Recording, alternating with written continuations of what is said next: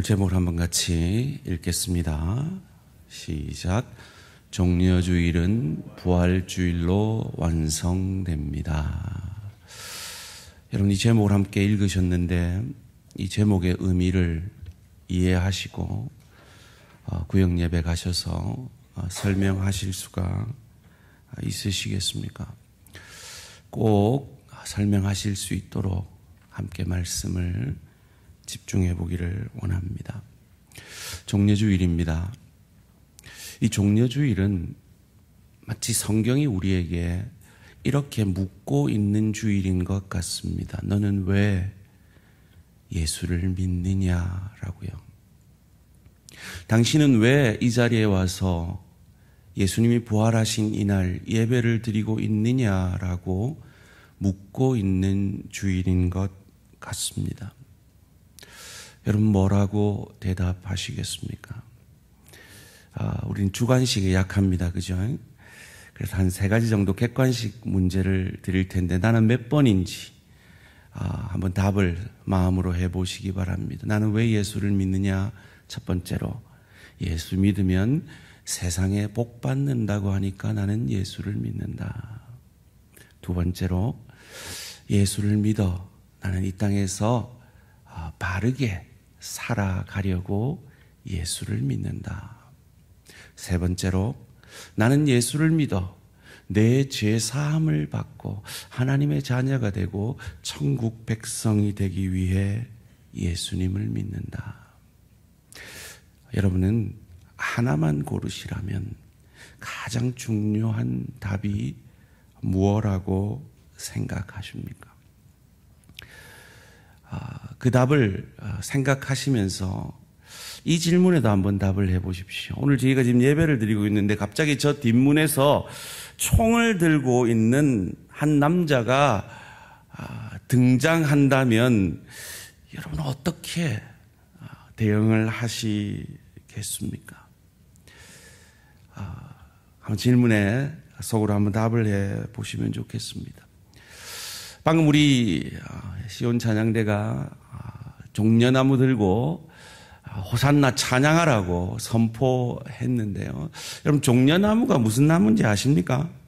한번 따라해 보세요. 대추야자나무. 그건 알고 우리가 종려주의를 지켜야 안 되겠습니까? 그죠? 그런데 이 종려주일에 이 대추야자나무 이 잎을 들고 가지를 들고 이렇게 예수님을 호산나라고 찬양하는 이 모습이 과연 우리가 따라야 할 모범일까요? 요한은 성령의 감동으로 이 요한복음 12장을 쓰면서 다른 복음서를 썼던 복음서 기자들과는 다른 관점으로 이 요한복음 12장을 써내려가고 있습니다. 요한은 이 예수님의 장례를 준비하려는 그래서 향유를 부은 이 나사로의 누이 마리아, 여러분 찬양 가운데 막달라 마리아라고 하는데 그거는 틀린 가사입니다. 그 분명히 기억하시고요. 이 나사로의 누이 마리아가 향유를 붓는 사건과 그래서 이어 죽었다가 살아난 나사로 때문에 많은 사람들이 믿고 예수를 보러 오는 이 사건을 예수님의 이 종려주일 낙이 타고 예루살렘에 입성하는 이것과 연결을 시키고 있습니다. 왜일까요? 요한복음 12장 1절에서 8절은요. 이것을 얘기합니다. 나사로의 누이 마리아가 예수의 발에 향유를 붓습니다. 그리고 12절 19절에서 예루살렘에 입성을 하는데요. 우리가 방금 읽은 이 9절에 이런 말씀이 나옵니다. 유대인의 큰 무리가 예수께서 여기 계신 줄을 알고 오니 이는 예수만 보기 위함이 아니요 죽은 자 가운데서 살리신 나사로도 보려 함이로라. 가뜩이나 예수님이 인기가 좋은데 죽었다가 살아난 나사로 때문에 지금 난리가 난 겁니다. 이 나사로를 살린 이 사람이라면 정말 우리가 기다리던 메시아가 맞다라고 여긴 것이죠. 그래서 대제사장들이 모의를 합니다. 예수님을 죽일 뿐만 아니라 이 나사로도 죽이자라고 말이죠. 10에서 11절 말씀입니다. 대제사장들이 나사로까지 죽이려고 모의하니 나사로 때문에 많은 유대인이 가서 예수를 믿음이러라. 앞서 말씀드린 대로 요한은 다른 복음서와 달리 이 마리아의 향유를 붓는 사건과 나사로 때문에 많은 사람이 믿는 이 사건을 연결시키고 있습니다. 마태복음요, 예루살렘 입성을 21장에 기록하고 있습니다. 그리고 마리아의 향유 사건은 뚝 띄어서 26장에 기록하고 있어요. 마가복음도 마찬가지입니다. 예루살렘 입성을 11장에 기록하고 있고요. 마리아 향유 사건을 14장에 기록하고 있습니다. 왜일까요? 그런데 왜 요한은 이것을 붙여서 우리에게 말하고 있는 것일까요? 바로 이 마리아, 예수님을 영적 메시아로 믿은 이 참 믿음의 사람 마리아가 예수님의 장례를 준비하는 이 사건과 죽은 나사로가 살아난 이 능력의 예수님이라면 자신들이 기대하는, 자신들의 기대를 채워줄 정치적 메시아로서 로마로부터 자신들의 압제에서 구원해 줄 메시아라고, 정치적 메시아라고 잘못 믿는 이 두 가지 믿음, 참 믿음과 거짓 믿음을 요한은 이 사건을 붙여 우리에게 말함으로 비교하고 있는 것입니다. 그리고 그 거짓 믿음의 배경에는 바로 200년 전에 이스라엘 땅에서 일어났던 마카비 혁명이라는 사건이 전제되어 있습니다. 이 6월절에 사람들이 얼마나 모였을지 정확히는 알 수 없습니다. 그러나 이 초대교회 당시에 살았던 요세푸스라는 이 역사학자가 이 6월절에 양이 몇 마리 잡았느냐라고 쓰고 있는가 하면 25만 6천 마리의 양을 잡았다라고 쓰고 있습니다. 정확한 숫자야 그도 추측을 했겠지만 그가 추측한 그 숫자가 대충 맞다라고 전제한다면, 그리고 양 한 마리를 가지고 한 10명이 나눠 먹는다면 이 6월절에 270만 명이 모여서 제사를 6월절을 지켰다라고 추정할 수가 있습니다. 로마 당국으로서는 바짝 긴장할 수밖에 없는 때죠. 그때 이 큰 무리가 호산나를 외칩니다. 오늘 본문 12절, 13절 말씀 함께 읽겠습니다. 시작. 그 이튿날에는 명절에 온 큰 무리가 예수께서 예루살렘으로 오신다는 것을 듣고 종려나무 가지를 가지고 맞으러 나가 외치되 호산나 찬송하리로다. 주의 이름으로 오시는 이 곧 이스라엘의 왕이시여 하더라. 이 종려나무 가지를 흔들면서 호산나라고 외치는데, 이것을 들으면서 로마 당국이 긴장할 수밖에 없었던 것은 바로 200년 전에 이 장면이 이스라엘 땅에서 있었던 것을 그들은 알기 때문입니다.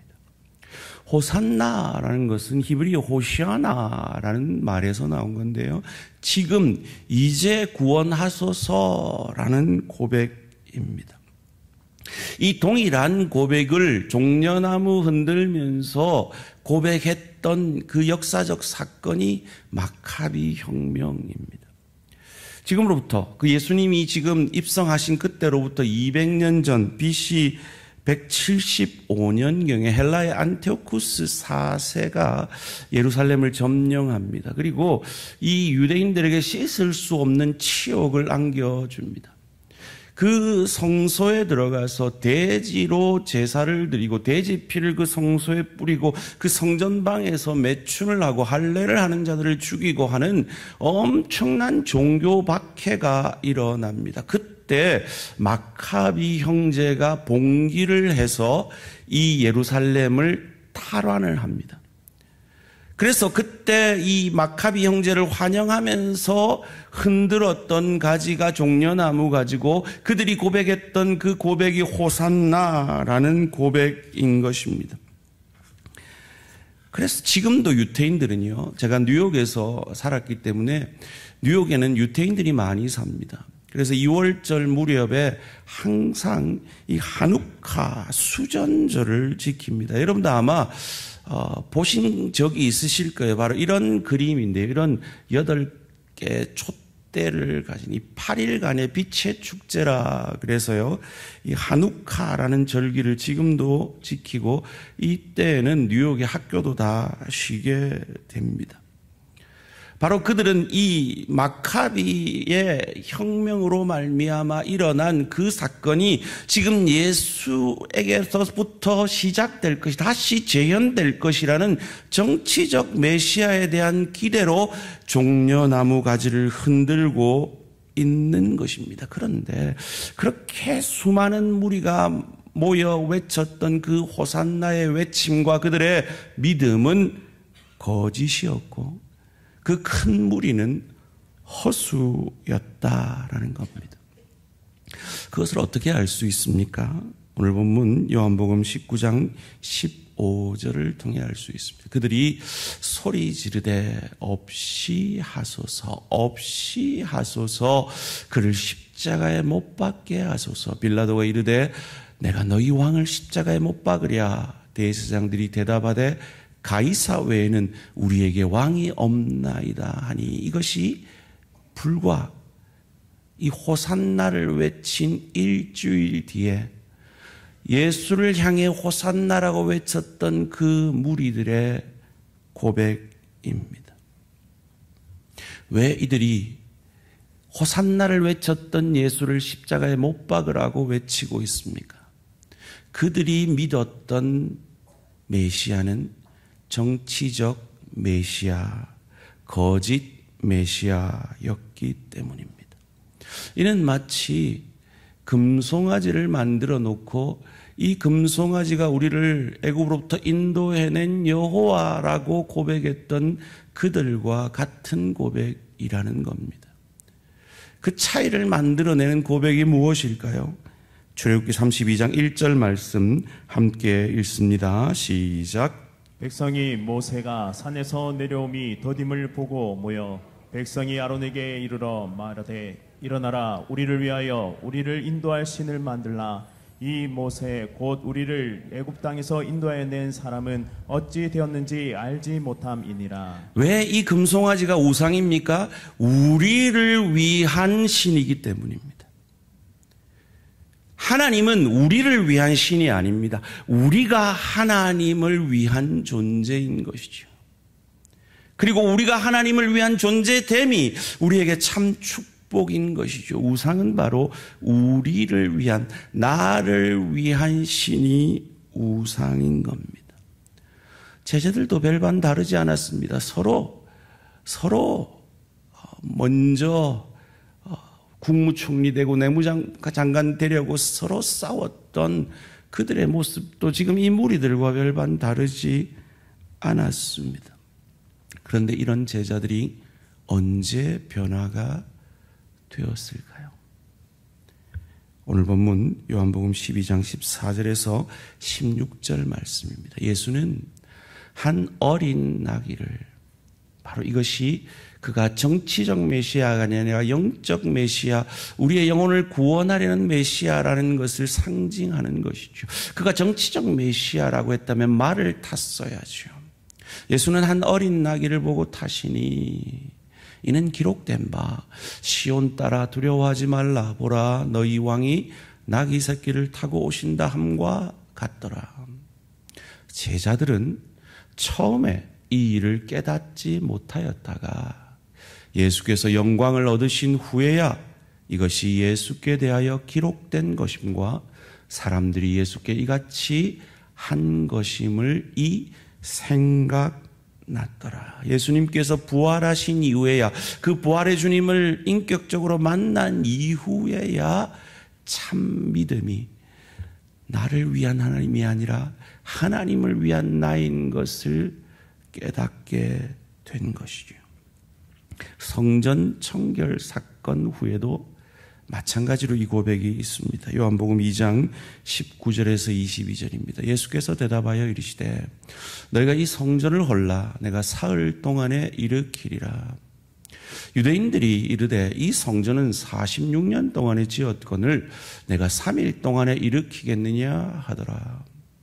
그러나 예수는 성전된 자기 육체를 가리켜 말씀하신 것이라. 죽은 자 가운데서 살아나신 후에야 제자들이 말씀하신 것을 기억하고 성경과 예수께서 하신 말씀을 믿었더라. 오늘 성찬식을 하는데 이 성찬식은 예수를 믿고 주로 고백하여 세례를 받은 분들만 참여하게 됩니다. 이 예수를 어떻게 믿을 수가 있느냐? 부활의 주님을 인격적으로 만나면 믿을 수가 있습니다. 이 성령께서 여러분 마음에 임하시면 바로 예수를 저주할 자라, 자기 죄 때문에 죽은 자가 아니라 내 죄 때문에 죽은 나의 주 나의 하나님으로 믿어지게 되는 것입니다. 소원합니다.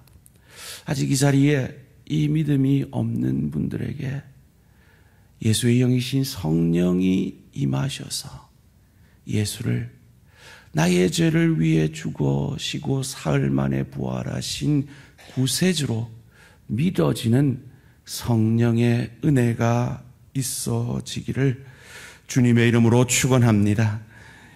예수께서 이 제자들을 3년 동안 제자 훈련시키셨어요. 그런데 그들은 부활의 주님을 인격적으로 만난 이후에야 이 믿음이 생겼다라고 성경은 기록하고 있습니다. 여러분, 오늘 설교 제목이 뭐였죠? 아이고, 훌륭하십니다. 종려주일은 부활주일로 완성됩니다. 이 종려주일에 호산나라고 외쳤던 그 무리들은 둘로 나누어집니다. 당신이 나의 죄를 위해 죽으신 메시아, 나의 영적 메시아 그리스도십니다라고 장례를 준비했던 마리아와 같은 믿음의 사람들과 내 필요 채워주세요, 내 소원 이루어주세요, 우리를 로마로부터 해방시켜주세요라고 정치적 메시아로 믿고 호산나라고 외쳤던 사람들, 그 종려주일을 완성하는 것이 바로 부활주일이요, 나를 위해 죽으시고 부활하신 그 주님을 나의 죄를 사하기 위해 믿는 그 믿음이 참 믿음임을 보여내는 것이 부활주일이기 때문입니다. 앞서 제가 질문을 드렸죠. 여러분은 왜 예수 믿으시냐고요. 한번 마음으로 손을 들어 보십시오. 첫 번째로 뭐였죠? 복 받으려고. 훌륭하십니다. 두 번째로요, 바르게 한번 살아보려고. 세 번째로요, 죄사함 받고 예수님의 하나님의 자녀 되고 천국 가려고요. 정답은요 3번입니다. 물론 2번도 맞고 1번도 맞습니다. 그러나 가장 중요한 것, 가장 핵심은 바로 3번입니다. 내 죄사함 받기 위해 우리는 예수를 믿어야 합니다. 그래서 그 예수의 은혜가 우리를 강권할 때 우리는 예수님을 닮아감으로 바르게 살게 되어지고, 그 복된 삶을 통해 하나님은 우리에게 풍요의 축복도 주시고 길피의 축복도 허락해 주시는 겁니다. 앞서 제가 또 다른 질문을 하나 드렸습니다.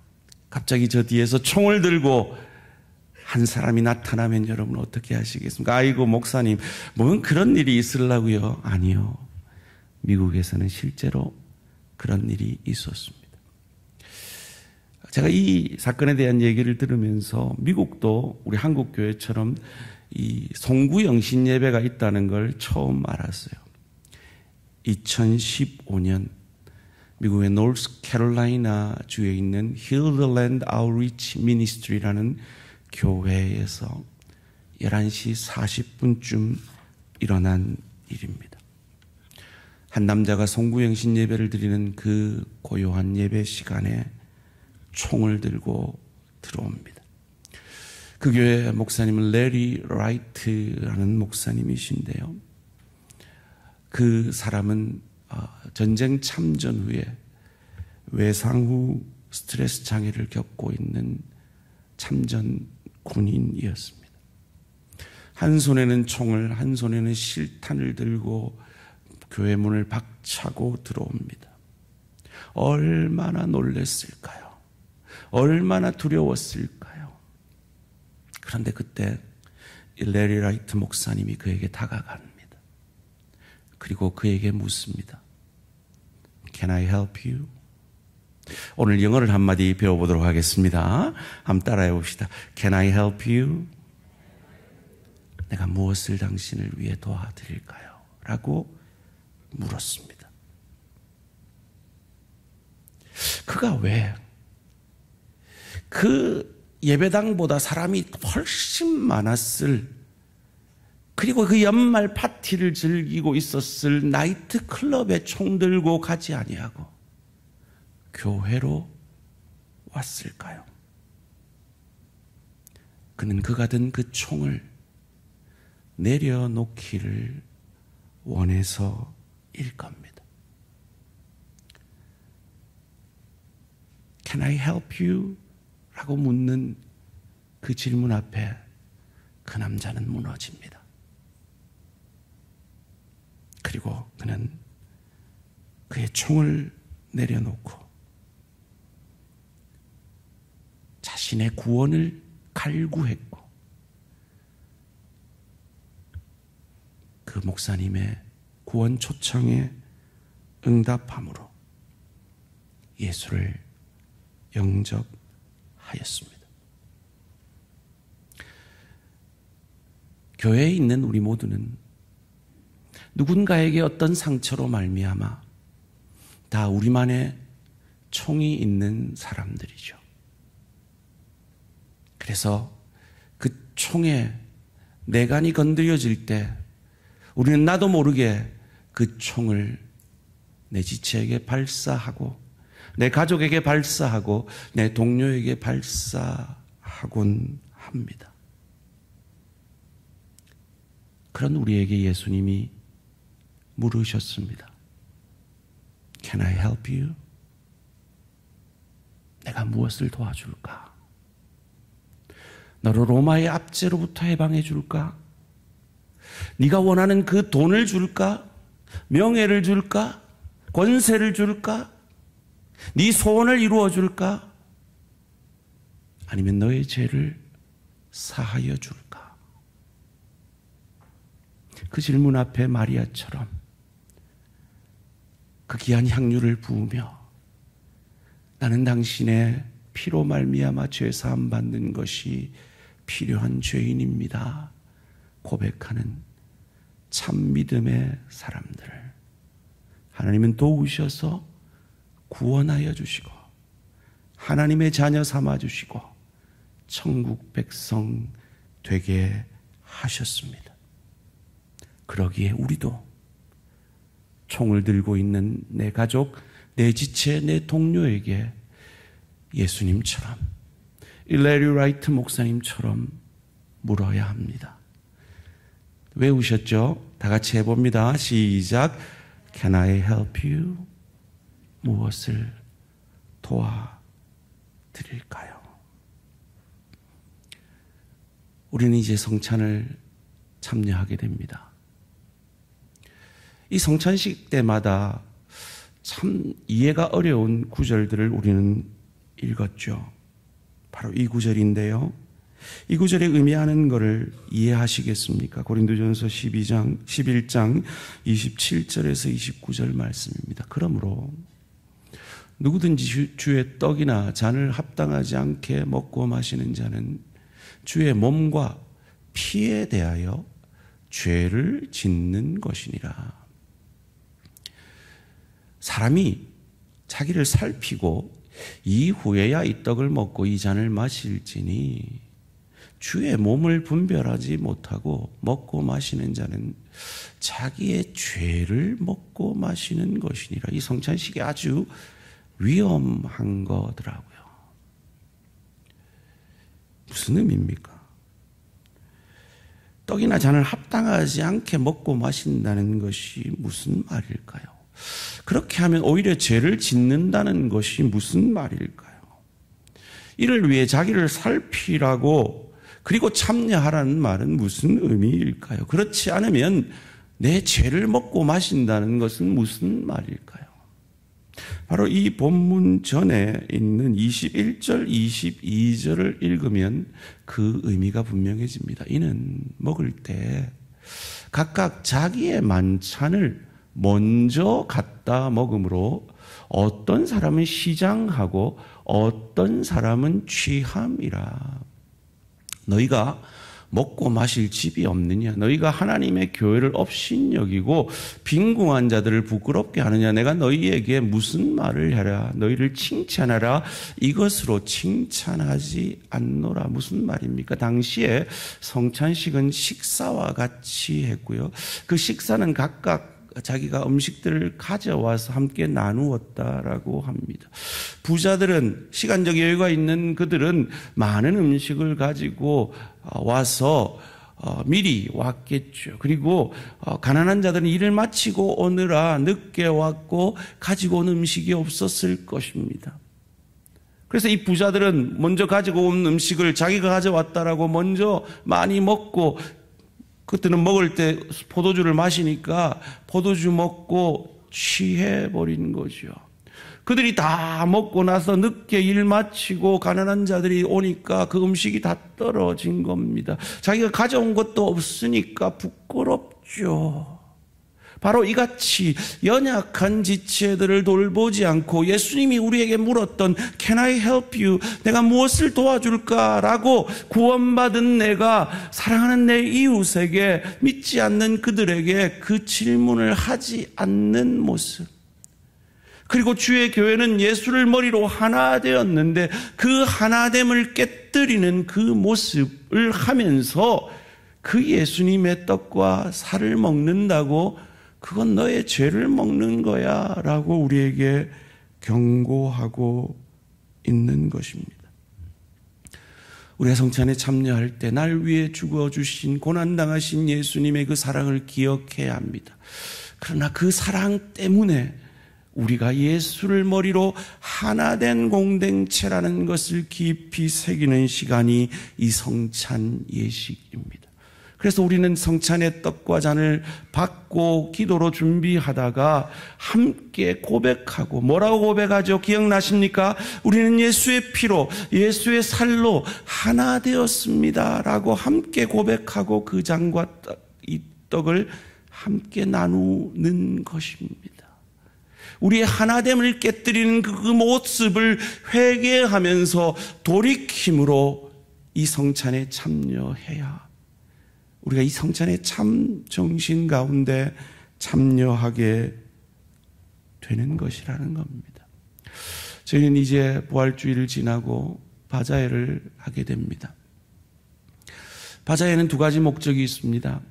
하나는 멀리 떨어져 있지만 태국에 있는 우리 이지원 선교사님과 그 사역지와 그곳에 있는 영혼들도 우리와 하나라는 것을 기억하고, 우리의 어르신들, 평생 주의 교회를 섬긴 우리 어르신들도 우리와 하나임을 기억하고 그들을 돕기 위해서 가능한 많이 이 자금들이 모여질 수 있는 것이 첫 번째 목적입니다. 그러나 두 번째 목적이 더 중요합니다. 그 목적을 이루기 위해서 그 일을 하는 우리도 하나 되어야 합니다. 생각이 다를 수 있습니다. 뜻이 다를 수 있고 감정이 상할 수도 있습니다. 그때 총을 쏘는 것이 아니라 Can I help you? 내가 무엇을 도와줄까요? 라고 물음으로 하나 되어짐으로 이 바자회를, 아니 바자회뿐만 아니라 우리의 모든 사역을 감당할 때 바로 우리는 이 성찬의 바른 정신으로 살게 되는 것입니다. 그것이 어려우십니까? 아무리 사랑하려고 용서하려고 해도 안 되는 지체가 있으십니까? 이번 특세에 나오셔서 나를 죽여보십시오. 정사 예배에 나오셔서 그 주님의 십자가 사랑을 가슴에 새겨보십시오.